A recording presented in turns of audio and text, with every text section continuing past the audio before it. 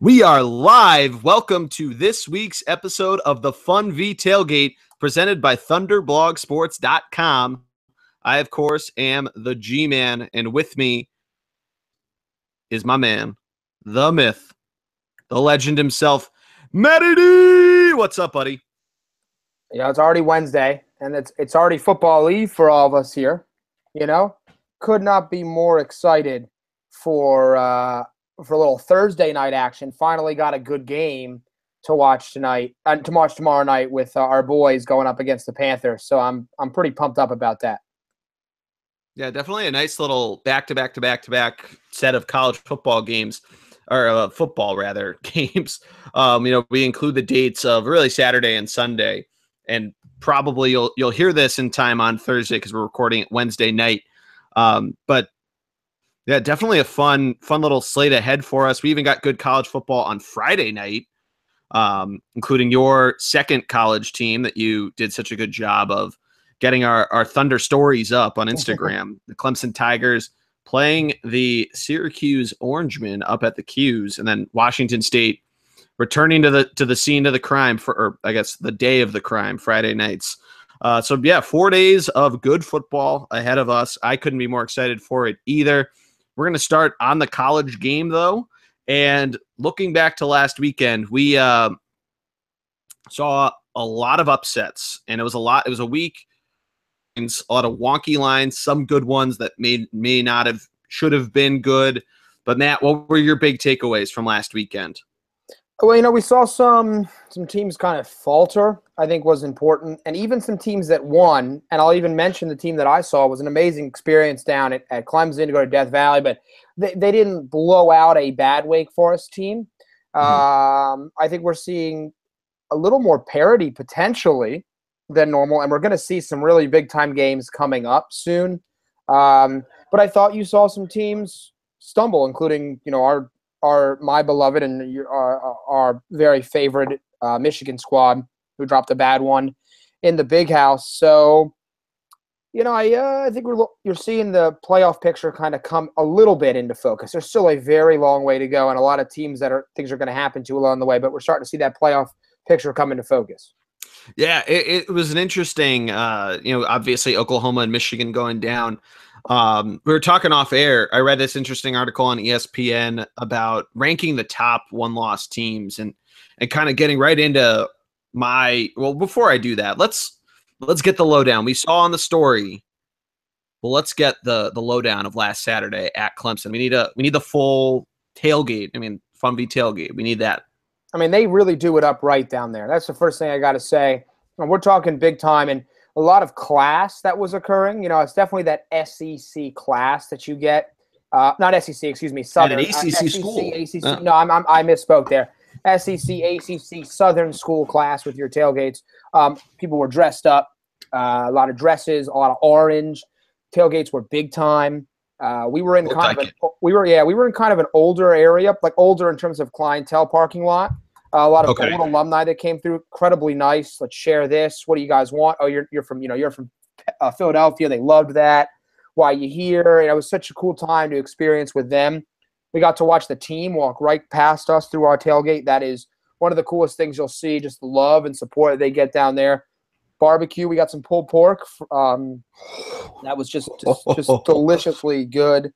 And then the game about itself, stadium snacks. Oh my God! I mean, the pageantry was incredible, and to watch the team come in over the hill, running down out of the field was really impressive. And the noise, especially early in the game, was fantastic.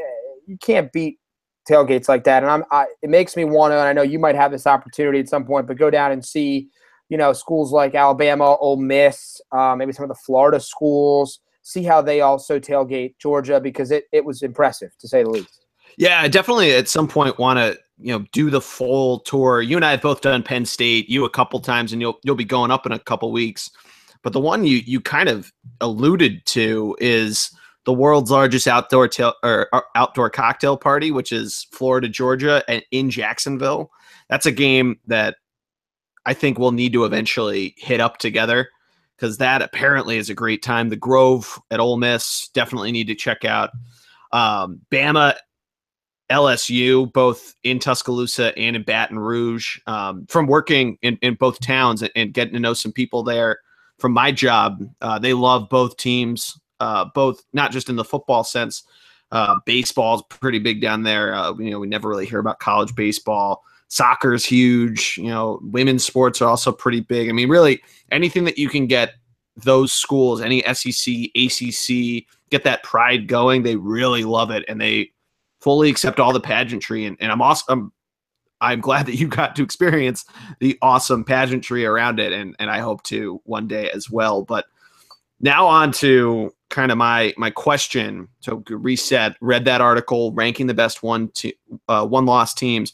The top two were Oklahoma and Ohio State, which both immediately addressed the fact that going forward to the playoff, you need the other to do well. So, I mean, really, my question to you, are they forever handcuffed? Because Ohio State they play Penn State this weekend. Then they don't play Michigan for a while. Their other probably big test until the presumed Big Ten championship game. And then with everything that's going on in the Big 12, I mean, are these two teams handcuffed in terms of success of one another, or is there some leeway for them to kind of break away? Pretty great question. They don't play Penn State this weekend. They play them the weekend after Michigan. Oh, okay. I knew it was back to back. Yeah, it's probably a bigger test for Penn State than either of those, because they're going to play Michigan and then they're going to go to Ohio State, probably season defining. Here's what I would say. I don't necessarily know if it's handcuffed, and here's why. Take Ohio State. If Ohio State beats Penn State and then beats Michigan, and everybody else in between goes and we're assuming plays Wisconsin in the Big Ten title game, that resume alone, that means they knock Penn State to a one-loss team, they win the Big Ten. That resume alone against a couple top 10 opponents potentially will get them into the playoffs, in my opinion. So I think they have less of a handcuff than Oklahoma State. That being said, Oklahoma. Excuse me. Whoa, Oklahoma. Now that being said, Oklahoma has to play some tough teams as well. Big rivalry game this week against Texas. They're going to have to play Oklahoma State. Do they play? I'm trying to look it up. Do they play TCU this year? They do. The Big 12 isn't in divisions yet because it's only 11 teams. Okay. It's a round robin, basically a round robin. So if we just look, they play Texas, Kansas State, who was ranked, Texas Tech, who is ranked, Oklahoma State ranked. It would only be 10 ranked, teams. Oh. And West Virginia ranked. So they're going to play a whole bunch of ranked teams as well. If those two teams run the table, I bet you they're both in the playoff. Yeah, I could certainly see that. I think it's either Oklahoma or Oklahoma State that has to go to West Virginia as well, which that's another spot I want to go out to. Obviously, we have some friends there. A buddy of mine is at law school there. If he's listening, what's up, Duck? But that place is always bumping. It's a frequent game day spot, I think, year after year, Morgantown. Mm-hmm. But yeah, I tend to agree with you there, especially with the fact that if Ohio State does in fact run the table, they certainly have a much more compelling case. It kind of depends on Clemson, Alabama, if they're undefeated going in, or who really comes out of the SEC, because Auburn's still hanging around. Right. And really, too, what happens with Washington State and USC. If they both run the table, let's say, and they meet in the Pac-12 championship and USC gets revenge, that's a compelling case. And say all goes well for these teams, considering that the five champions don't have to play each other going forward. That kind of comes into this interesting argument of really then it becomes Oklahoma or Ohio State, and it becomes this sort of question of what do you care about, the head-to-head matchup or I guess the resume, but the resume for Oklahoma would look pretty good too. Well, I think here's what I would say, and this is the hard part. Normally, I'm always a big fan of if you beat a team with the same record as you should be in, but I know they beat Ohio State in Ohio State. They lost to an Iowa State team with a backup quarterback. A third-string quarterback. Yeah, to me, if they end up both with one loss and they're vying for that fourth spot, let's assume that whether it's Washington, runs the table. We'll just use them as an example. So they run the table, they're probably in. I would tell you You'd have I to would think tell they're you, in. I would tell yes, and then I would tell you Ohio State would get in again over Oklahoma because they have one loss to Oklahoma while Oklahoma lost to Iowa State. Because they had the better loss, in other They have the words. better loss. And I hate to say that, but if Oklahoma had lost to Oklahoma State or to TCU, then I feel differently about that. But you can't go out and lose to an Iowa State, who, by the way, every year seems to pull off a huge upset, just so we're all on the same page. But I don't think you can do that. I do think the Huskies control their own destiny. They're gonna start to play some decent opponents. They really haven't been overly tested. I mean, I like Colorado a little bit and Cal, but they're going to play Oregon, Stanford, Utah, and then they're going to end the year with Washington State, which could be a big game. Although Washington State, along with Clemson, are playing on Friday the 13th, which always is a little terrifying for either team. So there's some potential there. But I got to tell you, no one's talking about the Huskies or the Cougars out in the West Coast, and they're two dangerous teams. But like I said, still a lot of teams to get through there. And we're not talking about TCU, who hasn't lost. So they correct. How about this? What happens if Alabama loses to Georgia? Georgia's undefeated. Alabama has one loss. That's a really good point. I don't know. That they may, personally. We've almost written off the East in the SEC. Just said they're not the team that's winning. It's whoever wins the Iron Bowl. And to me, I would say Alabama should if Alabama loses and a couple of like Ohio State has one loss and it's to Oklahoma. I don't know. That's going to be a really tough decision. Although normally these all work themselves out anyway. Yeah, that's true. It's a bloodbath, and teams start to fall down. Yeah, really the only crisis that we've ever run into was last year with the Big Ten, where the team that got in lost to the conference champion. So there was that debate. The team, obviously, Penn State had 2 losses. So is that argument that we kind of presented there, but in a much more focused area. But it'd be interesting to see who ultimately does win the SEC, because that's a really good point. Does Georgia run the table, including beating Alabama? What does Auburn do? I think Auburn has to play Georgia and Alabama as well. I think they're at Georgia and then home against Alabama. I think it's similar to 4 years ago with the kick 6. You have Oklahoma State, who is a 1-loss team who has to play a lot of good teams. I mean, that's one. I mean, your pick. They could. I mean, that's one that could really run it. I mean, this is where it kind of gets interesting, because you too have like bowl eligibility coming up of teams winning their 6th game and all this different stuff. And it'll be fun to watch. One thing that made the compelling argument for Oklahoma in the case of the Ohio State argument was the fact that there is the Big 12 championship game. So they're playing the good team, or a good team, I should say, a second time, whether it's TCU, Oklahoma State, whomever, they're playing them a second time and presumably getting 2 wins over them at 12-1 rather than 11-1 like they have been in the past. So that's something to think about too. But obviously, like you said, that first Saturday in December will get a lot of answers. Yeah, I mean, I think just looking, ahead, just when I just look at this week, another week of not massive. I don't want to say not massive matchups because they're all important. But there's nothing on. There's nothing this week that really sticks out to me and goes like, wow, that's going to be, just a wild game. I think Stanford, Oregon is a fun game if you can stay up till 11. That could be kind of a fun game to watch. But beyond that, nothing that really blows me away in terms of I got to sit down and enjoy. Oklahoma, Texas is always fun. But I think Auburn, LSU this weekend. Auburn, LSU, that's a trap game for Auburn, really. It's a 7-point line. I mean, that's an interesting line. You're absolutely right. Trap game. Mm-hmm. It's kind of a shame Wisconsin doesn't have to go to Purdue, because that could have been a fun trap game as well to watch.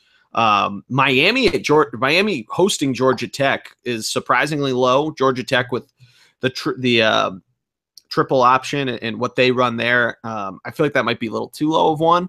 But how about this? How about Navy making it into the top 25, 3.5-point road dog at Memphis? But Navy still getting the job done, even with those good teams and graduating Keenan Reynolds and all of that, they're still able to get off to a good start. Right. No, pretty impressive. Yeah. We'll see. I'm happy for Miami. I thought they pulled out a fantastic win against a really, really good team. So pretty excited about seeing what they can do, and seeing they can continue kind of this momentum that Mark Richt has built there. Excuse me. So pretty excited to see, can they just hold the fort against the Yellow Jackets team that's 3-1, but really hasn't played much. You're right. Always a tough team to play against because they have that that new coach. I'm also interested to see if Michigan can bounce back against Indiana, and can they put some offense up against a decent Indiana team? There's got to be some very, very, very faint noise if you're Jim Harbaugh. You're 1-4 against your biggest rivals. Can't lose close games and be a great coach in this league. So we'll see what happens there. I do think, though, he beats both Penn State and Ohio State to take the Big Ten East. Okay. Because we're gonna assume that Michigan State loses more games and doesn't get that tiebreaker coming into effect. I think if he does that, he wins the division, gets his first Big Ten championship game. I think any noise that there may or may not be does in fact go away. Go ahead. It's a good Ohio State team. Say what you will about their loss, in the fact that they lost early. A good Urban Meyer team. I mean, he finally gets over the hump in beating Ohio State, which I think that in and of itself. No offense to Michigan State, and they are 2-1, I believe, right, against Michigan. He's only been there. This is his third year. 2-1. Yep, 2-1. Yeah. So it's third year. I mean, the Ohio State game is so much more clout than Michigan State. No, right. But I do think, I think the other thing is, this is kind of an interesting parallel here. We're going to see Wisconsin 7th in the country. Now, they're supposed to play, Michigan's going to play at Wisconsin the week before, but their schedule is really, really weak so far. They've played literally nobody, and they really aren't even going to play anybody of real talent until they play Michigan. So it goes one of two ways. Either Wisconsin shows up big time for that game, or Wisconsin is a fraud and gets smoked by Michigan. So we'll kind of see, because, I mean, they really played literally nobody of I got to tell you that the Big Ten West is just – I mean, I think everyone assumed Nebraska would be good, and then also Iowa. I don't know who made these divisions, though, and I know they want to keep rivalries together. The East is just too good. I don't know. Penn State, Ohio State, Michigan, the top four teams other than Wisconsin. It would have been nice to see. I don't know. I don't know who you pull over there, but it would have been nice to see maybe one of those teams sneak in. I don't know. Well, it's funny, right? Because they used to have the leaders and the legends divisions, which was ironic because I believe Ohio State and Penn State were in the leaders division and went through their scandals while those names were still in effect. Nothing against those two. Obviously, great coaches, the stuff that happened, yada, yada. But it's funny, like the Big Ten East, you still have Maryland, you have Rutgers in there. Rutgers, who's by far the worst team. But yeah, you're right. Like Nebraska should be better. Northwestern was kind of good, and they only lost to Wisconsin by 9 points on the road. Right. So we'll see what happens, how Iowa does. I mean, that almost might be a trap game in and of itself, 11-11 on Veterans Day, where Wisconsin hosts Iowa, a hungry road team. But it'll be, I mean, not powerhouses, but traditional schools that could make their run back to some type of glory. Minnesota, Nebraska, didn't really. Indiana's always a tough out, so there's one too. That's what Wisconsin has to do, right? Before they host Iowa, host Michigan, and finish the season at Minnesota. So you never know. We could have one of those crazy final 2 weekends of November where just boom, boom, boom, boom, boom, everybody falls down. I mean, I feel like this past weekend, really, with 2 top 10 teams going down, was the most chaos we've really seen, aside from the Oklahoma-Ohio State game not being an Ohio State blowout. Right, so right. Who knows if we get more? Yeah, this is kind of the tough part. This is where really good teams win mediocre games. They win, and this is where you fight through scares, and Oklahoma and Michigan didn't do that, while other teams have done that. And so I think this is where and I think the next couple of weeks we're going to continue to see that until we start to get into these really good big time games that are really going to start to separate everybody. But we're going to see some attrition and see it things kind of change and open up. So I'm fascinated to see what happens moving forward. I mean, it should be a continued madness. That's what the NCAA's got to want. Continued madness to keep the ratings up, especially in these kind of doldrum areas of the season. Yeah, and one interesting facet of one-loss teams that we didn't really get into is Notre Dame, and kind of in a chaotic level where, let's say, Michigan beats one of the two, Penn State or Ohio State. The team that Michigan beats the other. So say Michigan beats Ohio State beats Penn State. Now all three teams have one loss. I kind of hear you almost have, you don't want to say Michigan beats both, but it kind of to make it work, you almost have to say they beat Penn State, because then somebody has two losses. But then Notre Dame, if they run the table, is kind of where I'm getting at. And there's some chaos in the Big 12 or in the Pac-12. I mean, that's almost something that the NCAA wants, because they don't have a 13th game, and seeing if that team that's one of the most popular college football programs in the country can make their way in trying to finally break into the college football playoff in this, old school, in that independent team that Notre Dame's always been, Penn State did forever, BYU decided to do, so many years ago to get out of a crappy conference. But we'll see. I mean, that's something that certainly the NCAA would probably want to at least have their last couple games mean something, especially having to play USC and a number of different squads. Their remaining schedule, the only team that looks like a guaranteed win is Wake Forest. USC ranked, North Carolina State ranked. Now they're both at home, but then they got to go to Miami, then they play Navy, and then they're back at Stanford to end the year. That's a pretty diabolical schedule. Now, normally I'm pretty anti-Notre Dame, but they lost to Georgia by a point. Yep. If they run the table, I think they've got to be considered, as much as I'd hate it, legitimate contenders, although – especially if Georgia either beats Alabama or wins the SEC. Right. Then you really have to think of them, kind of coming back to that handcuff question I originally had. Right. No, absolutely. That would make sense. I'm excited to see some of these teams start to play each other. This is that kind of time where a bunch of teams look, almost the top 10, 8 of the top 10 teams are undefeated.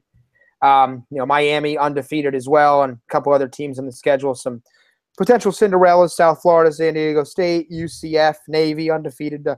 I want to see some of these teams, start to play each other and to see what happens.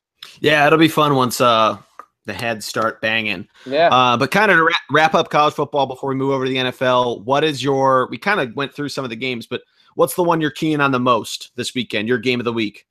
Game of the week, because I really am excited to see it. In that case, would be Oregon and Washington State. Okay. Yeah, for me, it's going to be Auburn, LSU. That's a great game. Like I said, I'm just excited to see those teams. I don't think Oregon's getting any credit either. Maybe that's why I'm thinking that, but I'm pretty fired up. Yeah. And for me, it's one of those things we've seen a lot of different LSUs come out, and in this I'm sorry, rivalry game Oregon Stanford, excuse me. I'm sorry. I knew it wasn't Washington State. What am I talking about? Oregon Stanford, excuse me. I love Washington State's on Friday. That's what to watch out for. Yeah. Although just really exciting for it. Watch out for the college football blog that'll come out probably Friday morning, hopefully, because I'll be off work that day, so I won't have a busy day at work like the last couple weeks. But let's move over to the professional scene. We kind of touched upon the Birds for Thursday night, but Matt, let's get our take, the full bias take. So if you don't like the Eagles, you want to skip it, now is the time. Full bias take on last week's game, Matt. That is the most perfect version you'll see of what I still think is an imperfect Eagles team. They used all the weapons on offense, which I thought was so important to kind of cover all of that. So all the weapons. Even Nelson Aguilar.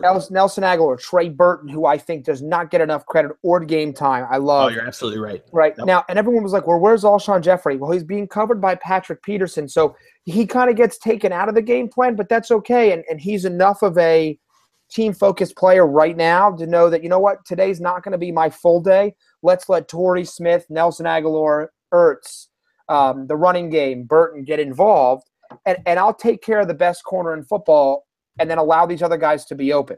So Yeah. I think it's a testament to a great game plan because they came out really hot, which I've loved.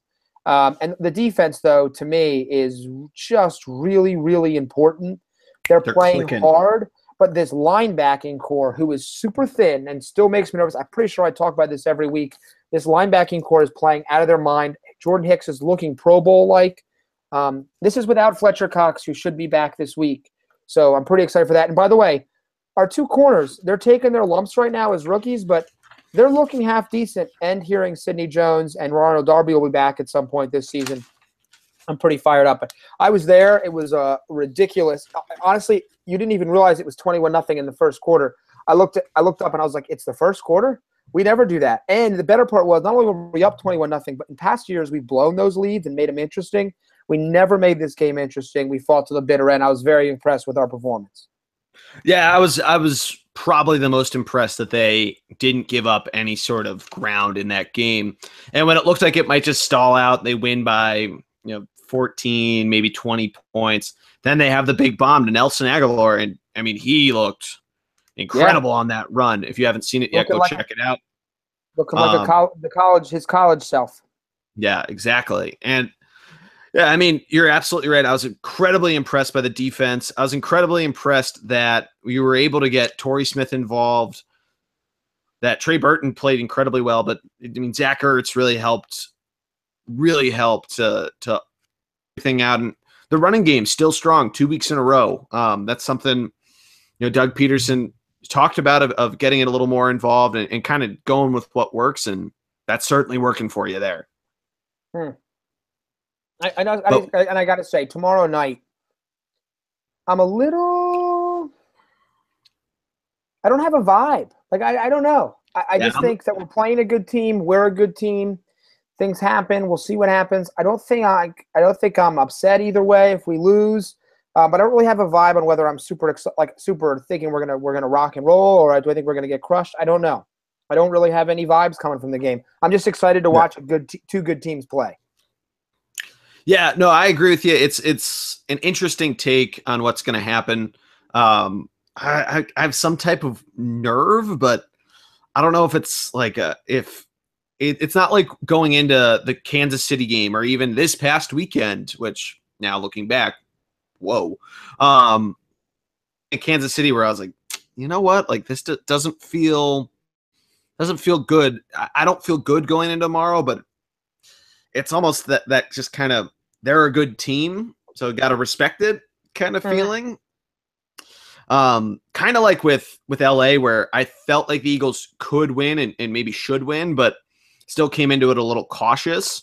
Right. That's how I feel tomorrow, but my mind tells me it's not as much of a win as going to LA was 2 weeks ago now. Right. I mean, I think it's going to be a tough matchup too. Short week, no Lane Johnson, which is so huge. That's huge. That's really huge. Yeah, but I will say this: we've got some. How do I want to put this? We've got a team that came off of two really big emotional wins against the Patriots, against the Lions.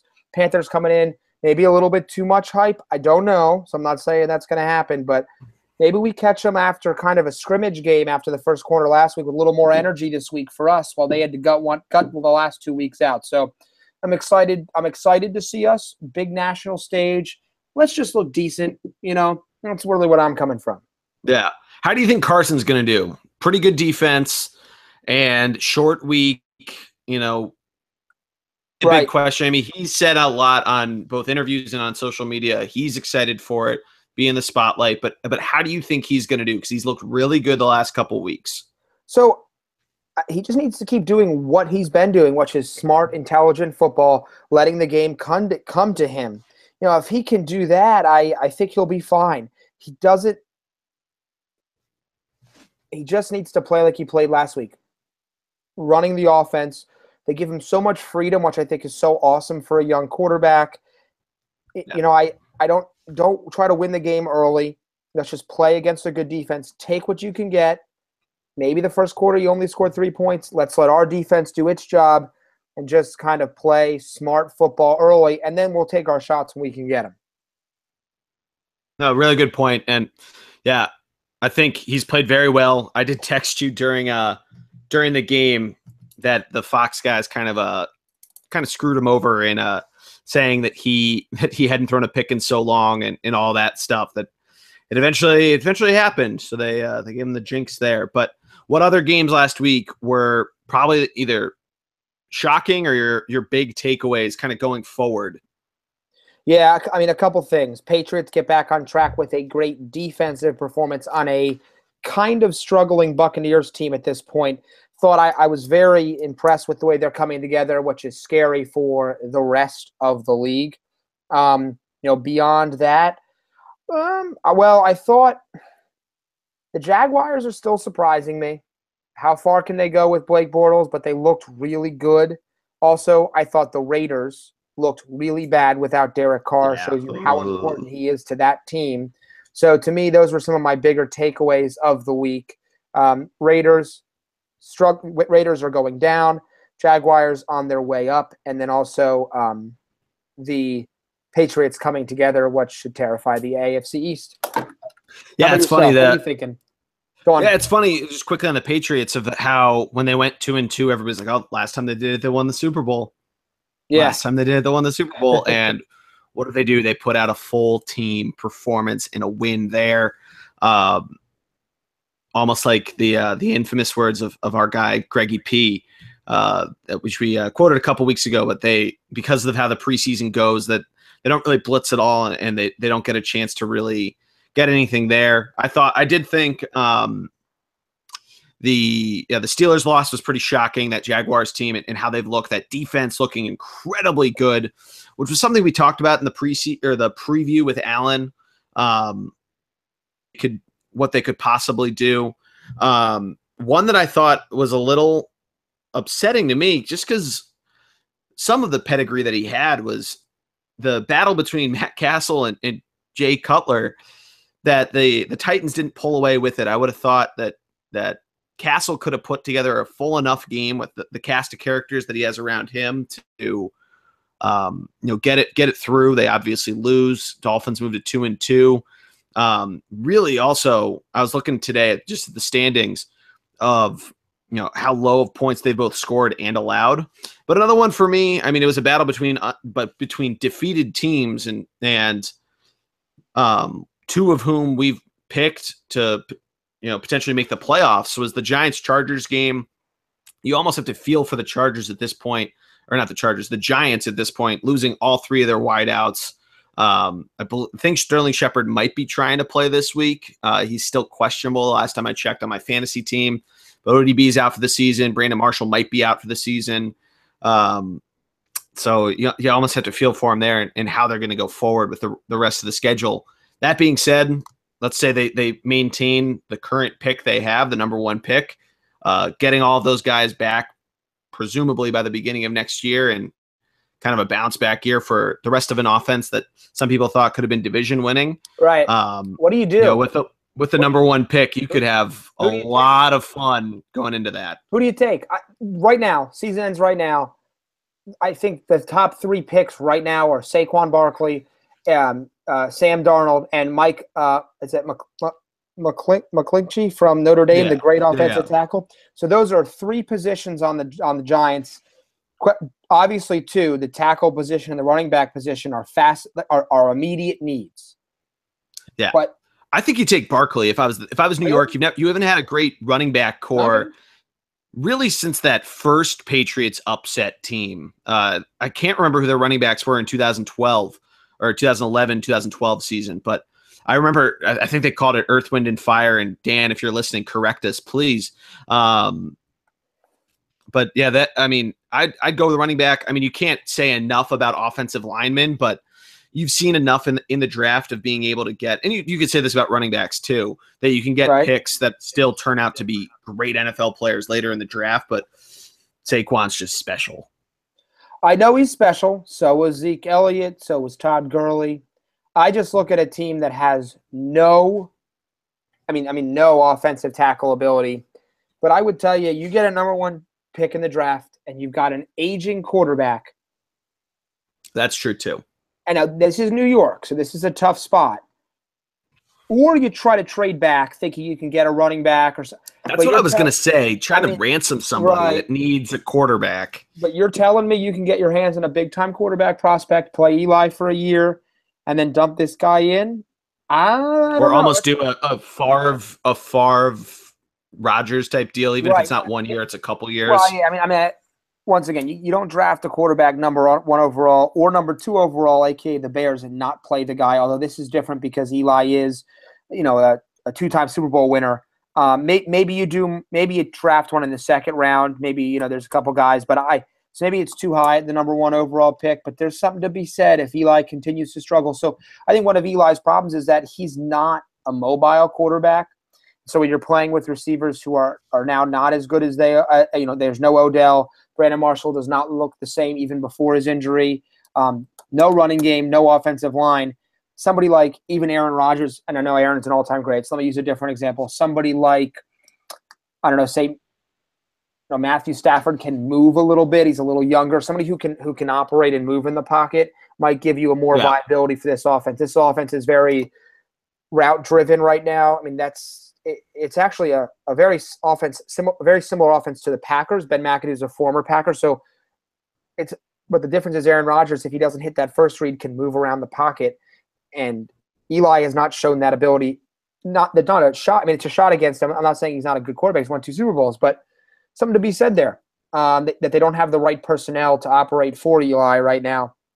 I go offensive tackle though. I always think the more linemen you have, the better. You can always find running backs, but Saquon is a super talent. I'd love to see him on the Eagles. Yeah, I mean, very selfishly, keep him in Pennsylvania. Let's keep him there. Quickly, before we move on to the cold hard locks, I have the Cubs-Nationals game in the background. Yeah, what's going on? Well, the Cubs are losing 1-0. They're at bat now, but they're just coming back from commercial, and TBS is trying to really jump on the sort of the saddle of lip sync battle that's started really by Jimmy Fallon, but then blew up on, I think MTV airs it, but you always see it pop up everywhere. They're doing their own. I can't tell if it's a rap battle show or if it's literally another lip syncing. It almost looks like it's rap battles, why? Like celebrities doing, I couldn't hear it. Obviously I'm on mute, but why are you trying to do that sort of thing? It doesn't seem like a good idea. Right. Yeah. But I digress. Let's move on. The fan favorite battle between the masters of the Thunderdome and the Thunder blog. Matt, right now the route is on by you. You are up 3-0-2 on me, and you also had the trifecta: the regular fantasy league, the dynasty league, and in Pick'em last week. So congratulations to you. I pulled one out in our regular league, but I did smoke you thanks to Ed Dixon's 175 receiving yards in the dynasty league. Yeah, you murdered me there. Hopefully, just a quick side note that nobody's going to care about. Hopefully, I have a nice I made some moves this week in the regular league. Okay. So hopefully I can still make a push to the playoffs. Expanding out to 6 teams, making it really, really helps, at least in my cause. Yeah. But let's get into the picks. We'll start with our beloved Eagles. Thursday Night Football, 8:25 p.m. on CBS, which finally we're not getting into this streaming crap. Carolina comes in as a 3.5-point home favorite. Matt, what are you thinking here? I'm going to take the Eagles. I think they win it. They cover and win. They're good. If you're a good team, you beat good teams regardless of the night. Like I said, don't think I have a great vibe, but I think they've got it. So I'm going to say this: you're using LeGarrette Blount very well. You're using Kenyon Barner very well. I think that running game, we've talked about this before, is something that you can always count on a Thursday Night Football short week. I think if Carson even looks, let's say 75% of what he was last week, and really utilizes Zach Ertz a ton, I think they can pull this out. I'm going to go with a homer pick and take the Eagles as well. I'm going to have a ton of fun watching this game. It should be fun. The over-under in terms of points is set at 45.5, which is decent. It's basically 23-23 game gets you basically 3 touchdowns and a field goal each. get you the over. So that means there's going to be enough defense, but a good enough offensive showing. So should be a lot of fun there. But yeah, probably one of the first good Thursday night games, because we did have that San Francisco LA game that turned out to be great. No one expected it to be that good, but that was pretty wild. I will say this fun tidbit here: is this the game where Alshon gets it going? Alshon gets it going. Excuse me. The Panthers really don't have any excellent quarters. I mean, Bradbury's okay. This could be that game though where they need him to come through because of that great front seven, and so now they're going to have to go to him on some tough routes, and he makes those plays to kind of show up. That would only heighten the hype of the Eagles if they're able to do that. So I'm interested to see that there. I'll ask this too, kind of on the flip side of it, because we've talked about in terms of now, and we were talking about the Eagles before. How do you think, and we might be missing some D tackles and DNs, but if the Eagles defense really gives Cam Newton, who's still a little banged up, but if they hold Christian McCaffrey, who had his first NFL touchdown last week, if they can hold them up, I mean, that's a pretty great sign. So, I mean, that's a side that really nobody's thinking about. You want to think about Carson Wentz and what he's been doing and the show that he's been putting on. But the Eagles defense, they could have a season-defining game here. This could be that kind of – we're 4-1. We're already in a good spot.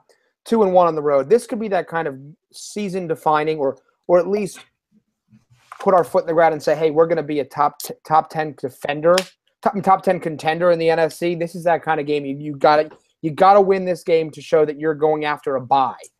This is those big games you've got to take. Yep, absolutely. All right, moving on. Sunday slate, 1:00 games. Coming in at 2-2, the Miami Dolphins. We talked about how low of points they've both scored and allowed. Coming in as an 11.5-point road dog at Atlanta, off a bye and off of a bad loss a couple weeks ago. A lot of points to give up, but I am going to take the Falcons with the points here. I think they have a big bounce back game on all facets, both offensively and defensively. What about you? I'm going to agree, and we're done. We're going to talk further about this game. Exactly what you just said. Bye week, bad loss. Atlanta takes with the points, and they smoke the Dolphins here. Yeah, absolutely. And I don't think Jay Cutler puts together two good weeks, especially in Atlanta. That place is going to be rocking. Whether or not they're pumping in crowd noise is a different story. But we're going to keep it rolling. Still 1:00, Fox. Packers, 3.5-point road favorite at the Vikings. Matt, what do you got? I didn't like the Vikings on Monday night. Sam Bradford looks dinged up. Case Keenum has shown he's not a full-time starter in this league. I love the Vikings. I really think the Vikings defense is a good defense. It doesn't matter when you play Aaron Rodgers. He looks fantastic. They look to continue to show that they are the cream of the crop, better than Atlanta, better than the Eagles, better than the Lions, Seahawks, whoever in the NFC. I think they cover that, at least a 3-point win. No Dalvin Cook for the Vikings. They just can't keep up. By the way, Stephon Diggs, stud. Looking maybe at a Pro Bowl season. I don't think it matters with the Packers.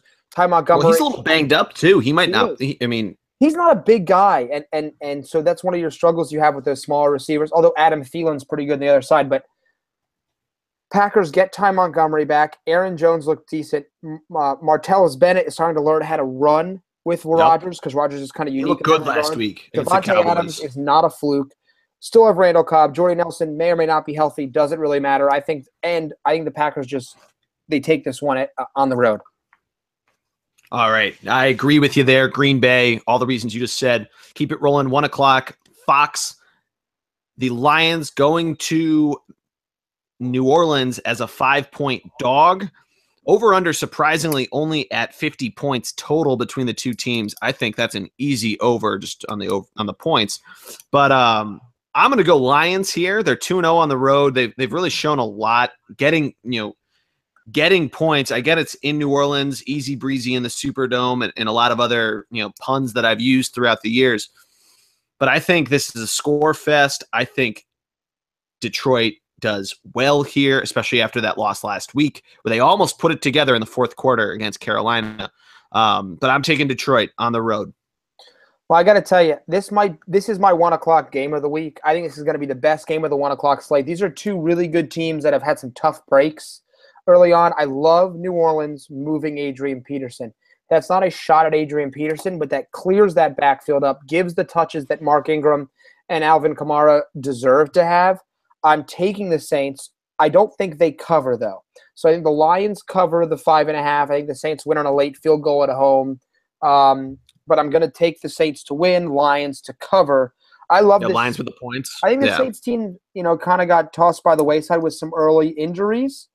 So I'm pretty. I think they're kind of battling back in an NFC South that maybe, I don't know, loaded NFC South, because they're battling with the Buccaneers to be the bottom dwellers now. But I think they take a very important game to surprise a Lions team that probably blew one last week they needed to win against the Panthers to keep pace in that division. Yeah, it's funny that say the Eagles do win, the Panthers now 4-2. The Saints win this, they're 3-2. They're right there. They're right in the thick of it. But yeah, I'm going to go Detroit with the points. They win outright. You're going Detroit with points, but lose. So we both picked Detroit technically. But keeping it rolling, go over to CBS for a matchup that to me is a little surprising that they're both ranked. They both have the same record. Patriots coming to MetLife Stadium against their longtime rival, the New York Jets, as a 9.5-point favorite. I think this is when the Jets' 3-game winning streak comes to an end, and I think they get blown out. New England covers here, and I think the defense shines against this New York team that, they might not have Bilal Powell, who was supposed to have this awesome game against Cleveland last week, and somewhat did, but he got hurt early. Tom Brady, he loves playing New York. He loves to light them up. Yeah. Easily cover that. So a couple interesting things here. One, the Patriots have lost to the 5-0 Kansas City Chiefs and 4-1 Carolina Panthers. I know they were both at home. They didn't lose to bad teams. And yeah, I agree. I think most intelligent Jet fans are like, why are we winning games? We want a quarterback that can contend. They're 3-2, but they've beaten some pretty garbage teams on their way to 3-2. I want to take the Patriots. They're going to win. I actually don't take them to cover because first of all, Tom Brady is dealing with a little bit of a throwing shoulder injury. Also, it's a divisional game on the road. I don't like divisional games. I think the teams know each other too well. So I think the Jets end up losing by 7 points. But I think the Patriots win. I think it's a comfortable win regardless of the score. But I think the Jets at least keep it within that line. But, we'll see. Like I said, divisional games, they worry me all the time. Yeah, no, that's true. And that was a question I was going to ask you before that we've seen a lot of teams play a decent amount of divisional games. Some teams are through their first round of divisional games. The Eagles are 2/3 of their way through it at 2-0. Some haven't even played any at all. Do you think that we can't really take it seriously until people are, really quickly, just this question, are through their first round of playing all of their divisional opponents, or, at least 2 games through, or kind of, where can we really take a record seriously in relativity to divisional play? I think your first two away games. Mm-hmm. So I think the first 2 times you play away, what happens? You 1-1, we're at 2-0, you're flying high. 1-1, you're in it. 0-2, you're in trouble in the division. I would say 3. 1 home, 2 away. What's your record? Are we 2-1? 1-2, okay. 0-3, 3-0. So I think you need to have 3 division games. 1 has to be at home, and 2 have to be on the road. I don't care if it's the same team. That to me is where I kind of fall with that. Divisional opponents are the key. You play them 6 times, 2-2-2. If you beat your division, you're 6-0. You're mm-hmm. probably in the playoffs with that, because just war of attrition. You win a couple more games, you get to 9 or 10 wins. So it's all about your divisional play and who you beat. Yeah. Yep. No, I agree with you, and that was sort of exactly what I was looking for in terms of trying to just figure out, because a lot of this, we're in week 6 now, and we're trying to figure out who's actually good, where's in the power rankings. Frankly, seeing the Eagles come up at number 2 on a lot of different sites, whether it's NFL.com, ESPN, CBS, Fox, whoever, the Bleacher Report, are throwing them out at number 2, gets me cautious. Granted, they've played 1 away, 1 home. They could easily be 1-1 there, but. Right. Jake Elliott doesn't nail that. But it's something that made me think today when I was looking at the standings. So glad to get the Matty D take on it, as you've clearly shown the 2007 versions of us. You're the master of disaster on our football front. That's true. Now, the next game that I had rolling along. Yeah, I was going to say, I'll take it. Next game, I had on Fox 1 o'clock 49ers visiting the Redskins coming off. Yep. Okay. Redskins coming off their bye. 49ers, an 0-5 team that, if you watched, other than their opening season loss to the Panthers, they have been within 3 points of every other opponent they've played. Close. Yes. We'll see. I'm so tempted to choose them here. I know the Redskins are coming off their bye. They're a 10-point favorite. I think the 49ers lose. I think the 49ers lose the game, but I think they cover the 10-point spread. I was going to say the exact same thing. Since I don't play you this week, I can talk about my thought process in fantasy. I picked up Deshaun Watson. Jesus, a lot of Deshaun's from as another quarterback in our league. Did well against you, one of 2 players that didn't get 1 point. Hence my getting close in our regular league. But he's coming up. We'll get to his game in a little bit. But obviously Kirk Cousins is my other one. That I've talked about a few times, but playing the 49ers, I'm cautious on that game. So I agree with you. I think San Francisco steps up here, makes it another close game. Don't let the record fool you, the 0-3 on the road. Matt just hit the nail on the head with a lot of close losses. I think the exact same thing. I think they lose, but with the points, you take them. Yep, I'm with you there. Next, I think a game that is imperative for one team to win. Bears visiting the Ravens, also Fox 1 o'clock. 6.5-point line for the Ravens as favorites. Who do you have there? Yeah, so this is an intriguing game. The Bears coming off of a weird week where you would have hoped that they could show something against a Vikings team that had all the different stuff going on, some players banked up. A couple things happened, though. You had not just the Jordan Howard, Tariq Cohen tandem. Tariq Cohen barely showed up to the game. I honestly can't think if he actually ended up in the positive in terms of his yardage that he had between rushing and receiving. Mitch Trubisky looked okay. That defense, though, concerns me. The Ravens, though, very banged up, but true. I like the 6.5 point there. If it was 7, I'd almost say you want to just stay away from it and say they might push, but I think 6.5 is just low enough to take the Ravens to cover. Yeah, I'm going to take the Ravens to cover as well. This is a team that they are good. I know they've had some struggles. Their offense is going to be bad. That defense is just so good. I don't know why. I just have this feeling the Ravens are in one of those kind of years where they're going to maybe even win the division. First of all, Steelers have their issues. Bengals have their issues. Browns are a doormat. I don't know. Something about this Ravens team, I know they've had some rough losses, but I think they're going to find a way to get it done this year. And in this game, I think they cover that spread.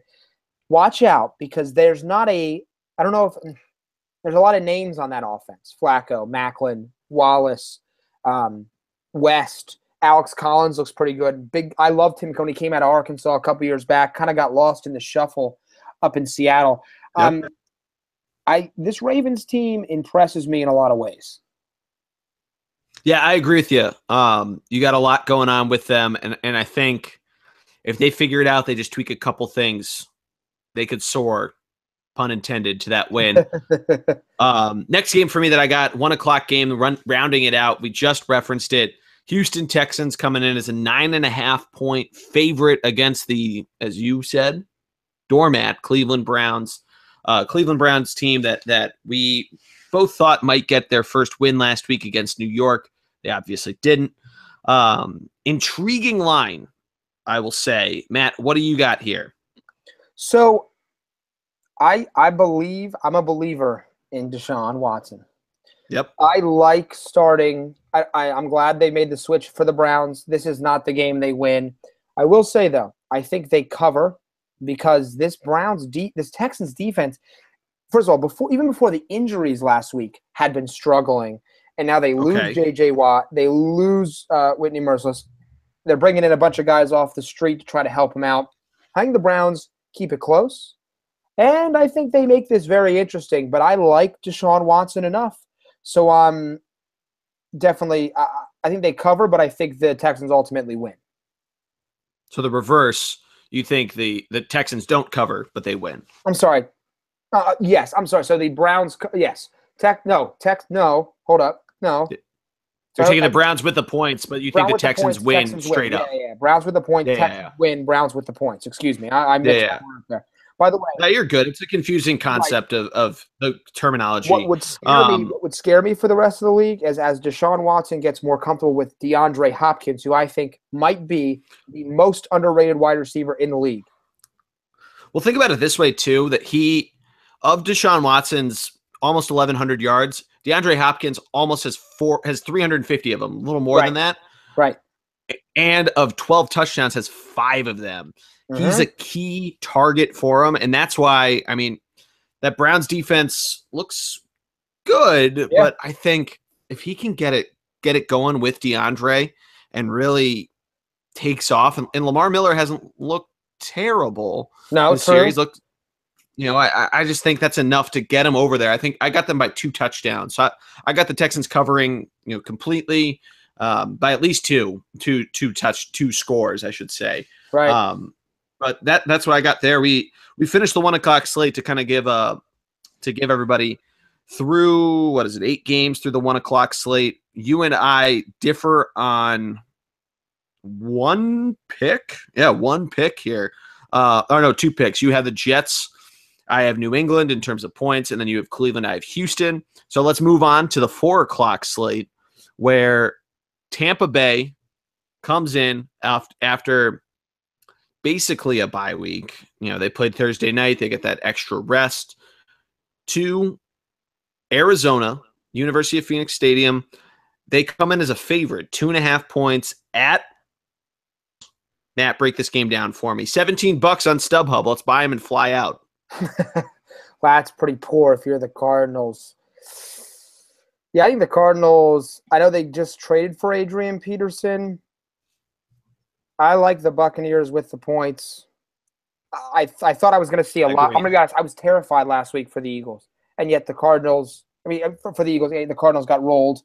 I like the Buccaneers here. I think they need this win, and they want it more. I think the Cardinals at 2-3 may even already, for some reason, after last week, feel like their season's slipping away. I'm going to take the Bucs to win. I think it's a bold pick. I really don't think that line is giving – I think that line is strange to me because I don't think the Buccaneers have shown that much in this early season, but I'm taking them here. No, and you just hit on something that is my reason for taking the Bucs as well. Jameis Winston hasn't been the Jameis Winston that we've wanted him to be. He didn't have the best game against New England. Everybody thought he might have a really great game there.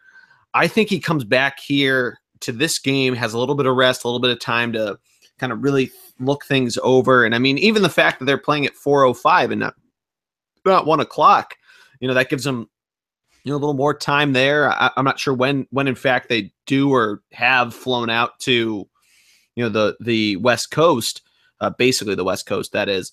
But I think I like him here. I like him to get it, and I think Jameis has a big game. If Carson Wentz can do it, why not Jameis? Right, absolutely. I'm excited. I could not agree more with you there. I think it's going to be a good game. But I think this is way more important for Tampa Bay in that division. They can't afford to drop this game. It's going to show about a lot. It's going to show a lot about this team, in my opinion. Absolutely, it's a show me or put up or shut up game, as we'd like to say a lot this year. Right. Another 4 o'clock game. The Rams coming in as a dog to the Jaguars. 2.5 points. Jacksonville's favored by. Should be an interesting game here. Jared Goff, who's basically become a renaissance man in his second year after a really terrible showing in part of his rookie year, against a good Jaguars defense. Matt, what do you think here? I gotta tell you, I really, really want the Jaguar. I almost want the Jaguars to be bad, right? Like, I don't know why, just because it's who they are as a team. I think they win another one at home against a good Rams team. I don't know. This defense is playing so well for the Jaguars.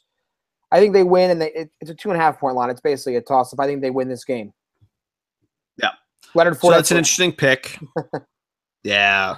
I mean, he surprisingly somehow got listed on the injury report. I'd have to do a little more investigating into what happened. But he looks great in all facets of it. And I think you hit it before, and when you were talking about surprises of Blake Bortles has looked fantastic. I think having a great running back behind him has enabled him to relax and kind of open things up and do get everything that he's done, and if that makes sense, and come away with a 3-2 record.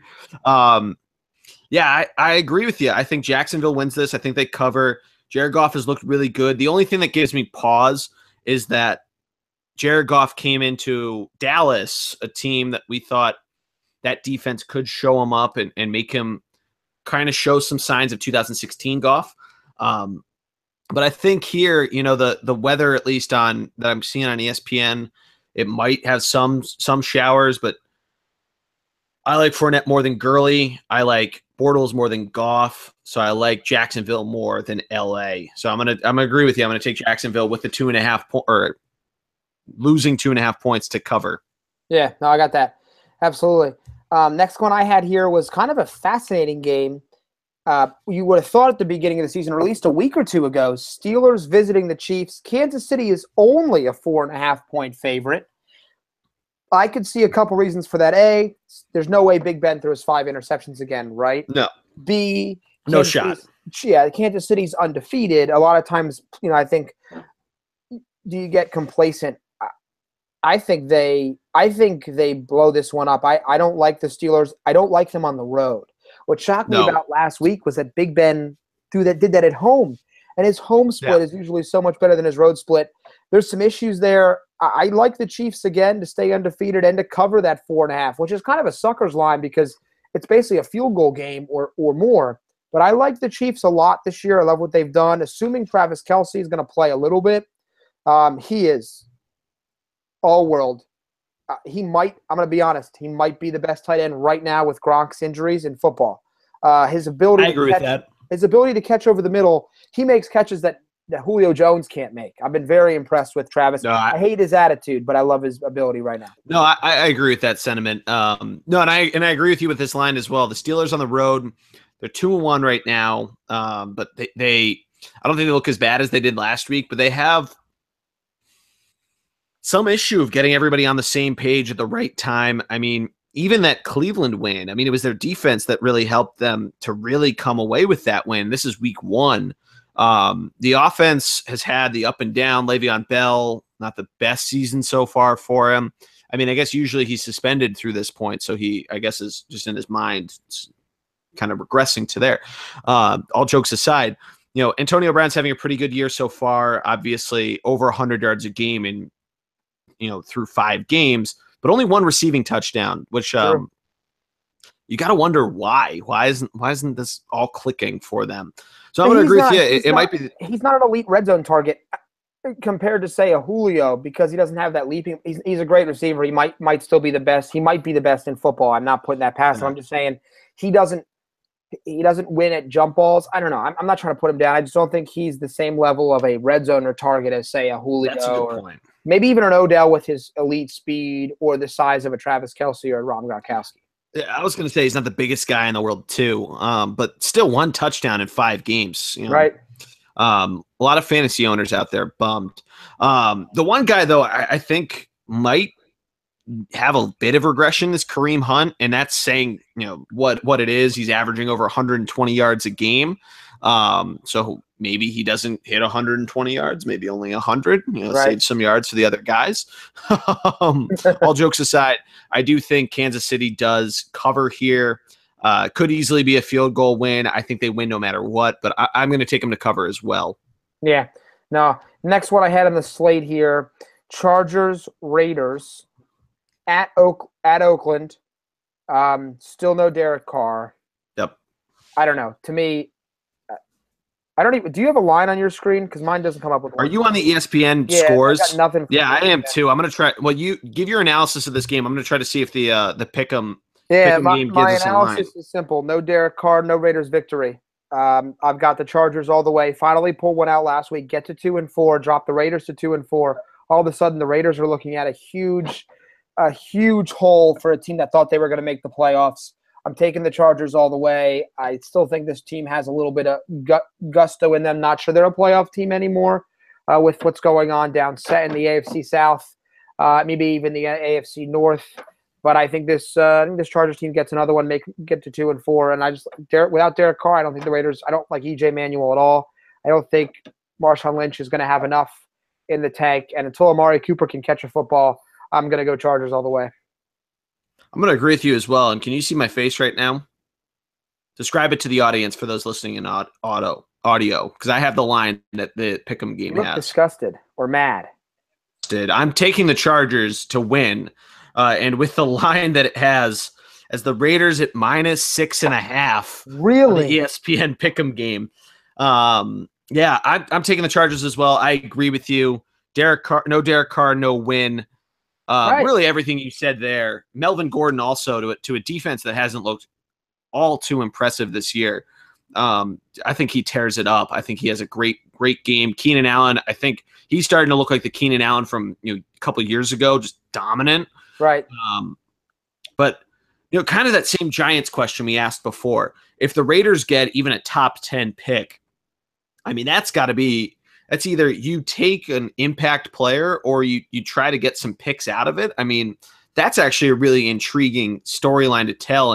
And really, before we start going really down into the conspiracy theories of the world, but I mean, if that does indeed happen, I mean, that almost has to be the best thing for the Raiders at this point. Not to get too much into the tanking aspect, but if Derek Carr is hurt and everything, make sure he's healthy. I mean, he's missed how much time since he got hurt last December?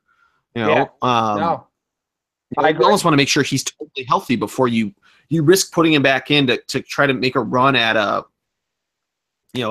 division title that you might get, because the Broncos are 3-1 as your division leader.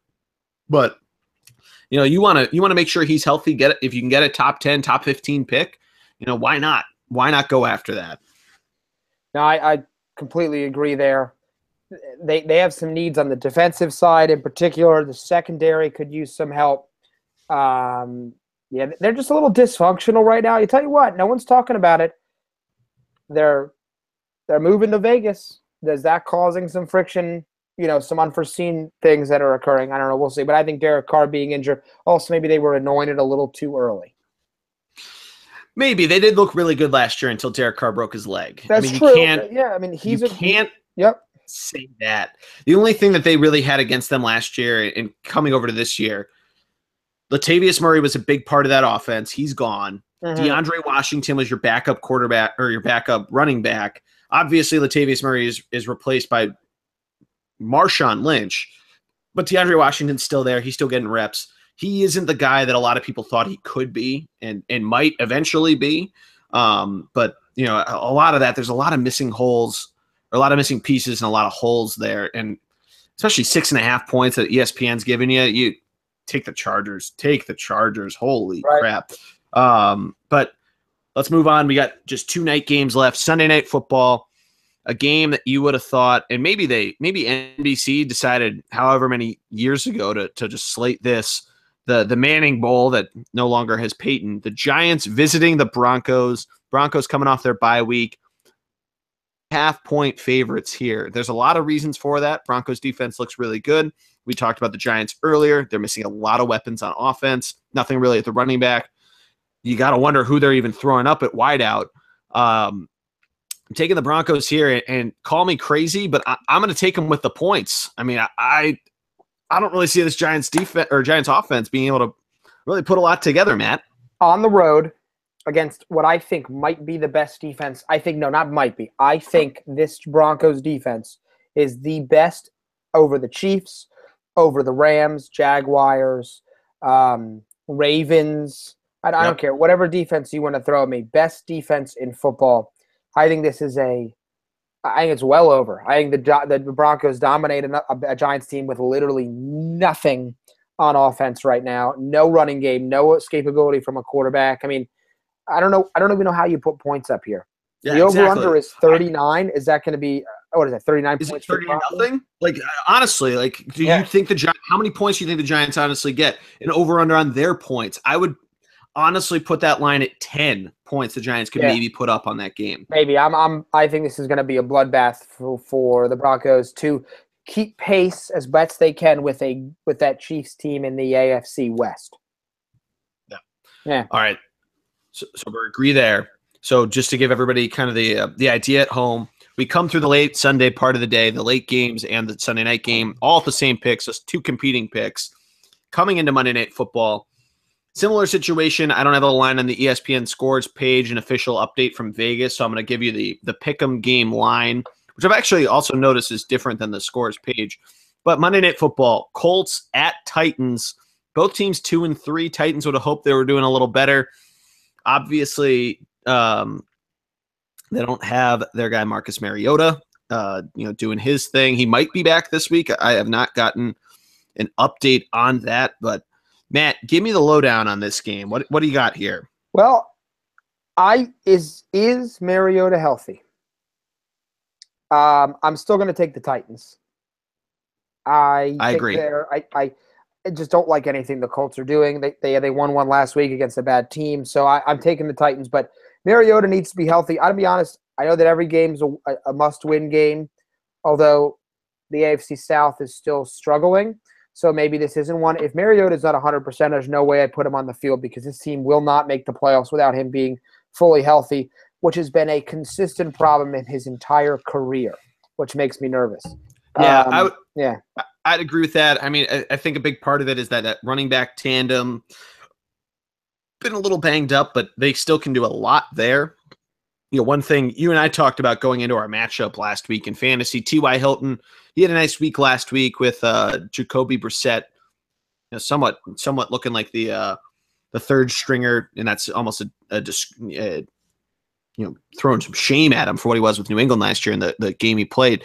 But he looked pretty well, almost like that New England Patriots former player that we saw in 2016. But I agree with you. I think the Titans defense comes up big here against a Colts team that really, they Jacoby Brissett, I don't trust him on the road. I don't trust Frank Gore to really be able to come out well. He hasn't played well this year.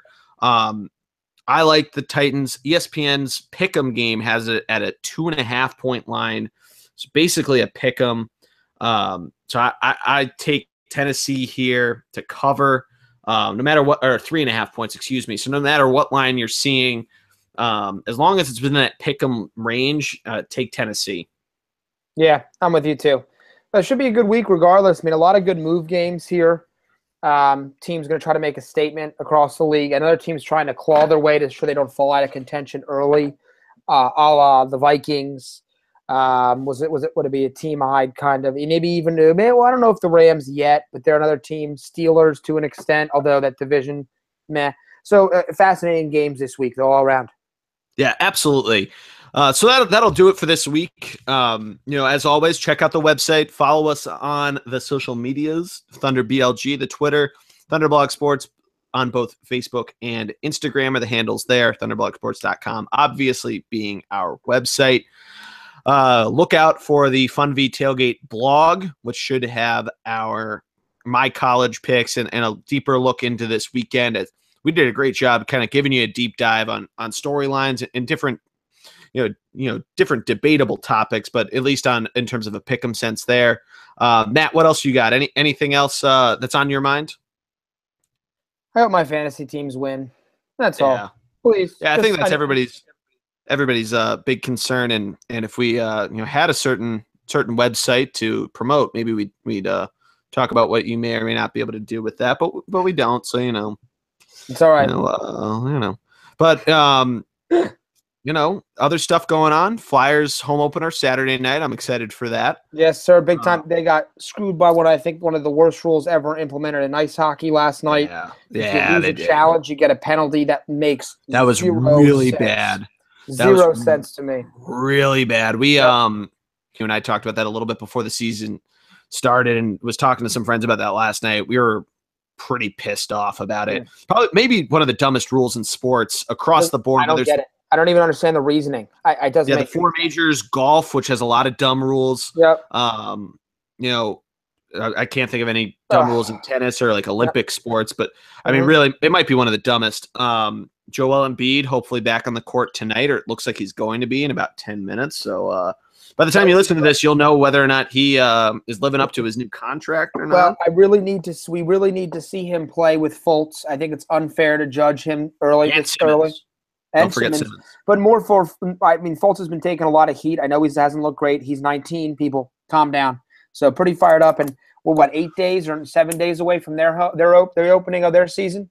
Yeah, their opener is next Wednesday. Gotcha. Their home opener, so a week from tonight, in Washington. Then their home opener is a week from Friday. That being said, go check out me and thirdandgirl.com's Emily Anderson's preview of this NBA season. If you are a basketball fan, should be the previous 2 episodes before this in the feed on the Bullpen Cart feed on iTunes. So go subscribe to that. Leave us a 5-star review. Anyway, though, that'll probably do it for us, Matt. A quick update on the Cubs Nationals. Looks like it's going to be a 5-0 lead. Looks like we might be getting to game 5. But I'm about to go meet up with my Yankee-loving dad. That's not a talk about the North or the South. My dad is a huge New York Yankees fan, to watch game 5 of that series. Look out for a new Bullpen Cart with me and Greg, hopefully coming to you soon, previewing the NL and ALCSs. But Matt, as always, thank you so much. A lot of fun, as always. Yes, sir. And I'm just looking forward to football again this week. I love when it's just double dosing me Thursday, Friday. Quadruple. No. What's it? Quintuple? 5 nights. Thursday, Friday, Saturday, Sunday, Monday. Boom. Great slate coming up. Getting ready for tomorrow night. And just the sporting world starting to pick up with baseball in the playoffs and all the other sports coming on. It's going to be fantastic. Oh, yeah. A ton of stuff coming at you. October's magical matchups, as we've always called it, or at least I've tried to bring that back. But that'll do it for us. For my man, Matty D, I am the G-Man. Thanks for listening to this week's episode of the Funvee Tailgate, presented by ThunderblogSports.com. Have a good night, everybody, and a great weekend. Enjoy the action.